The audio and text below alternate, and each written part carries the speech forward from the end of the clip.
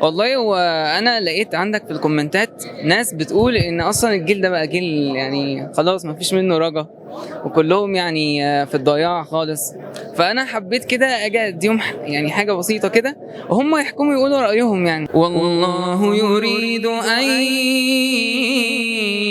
يتوب عليكم، والله يريد ان يتوب عليكم ويريد الذين يتبعون الشهوات أن تميلوا ميلا عظيما. يريد الله أن يخفف عنكم وخلق الإنسان ضعيفا. صدق الله العظيم، صدق الله العظيم. انت محيت كل الفيديوهات اللي فاتت، محيت كل الصوره السلبيه اللي الناس اخداها عن الجيل ده. الجيل ده يا جماعه مش جيل فاشل، الجيل ده مش جيل بتاع مهرجانات. كريم انت قلت لي بتقلد قراء، انا بقلد ما تدينا حد تاني كده. طيب في منصور السلمي، انا بحب يعني منصور السلمي. ماشي. عاوز الذين آمنوا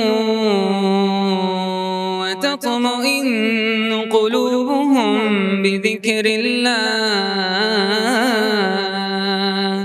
ألا بذكر الله تطمئن القلوب، ألا بذكر الله تطمئن القلوب. الذين آمنوا وعملوا الصالحات طوبى لهم، طوبى لهم وحسن مآب.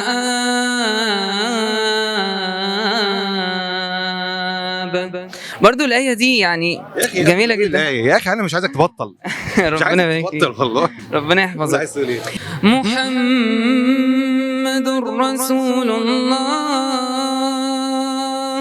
والذين معه أشداء على الكفار رحماء بينهم، تراهم ركعا سجدا يبتغون فضلا من الله ورضوانا. دعوة حلوة لوالد كريم، ودعوة حلوة لوالدته، وكمان بقى دعوة حلوة للشاب الجميل، الشاب المحترم اللي مثال وقدوة لكل شباب مصر وكل شباب العالم العربي. ربنا يبارك فيك يا رب. قبل بس ما تطلعوا وتسيبوا الفيديو، انت قلت لي انت عندك صفحة.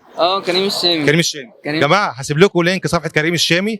عايزكم تنسوا صفحة أحمد جمال، عايزكم تنسوا أي حد في السوشيال ميديا، عايز كل الناس تتفرج على الفيديو ده تروح عند كريم ورسالة دعم وكلمة دعم، عشان هو ده القدوة، هو ده نمبر 1، هو ده الأسطورة، هو ده الزعيم، هو ده كل حاجة حلوة. ربنا يعزك. شجعوا الناس دي يا جدعان.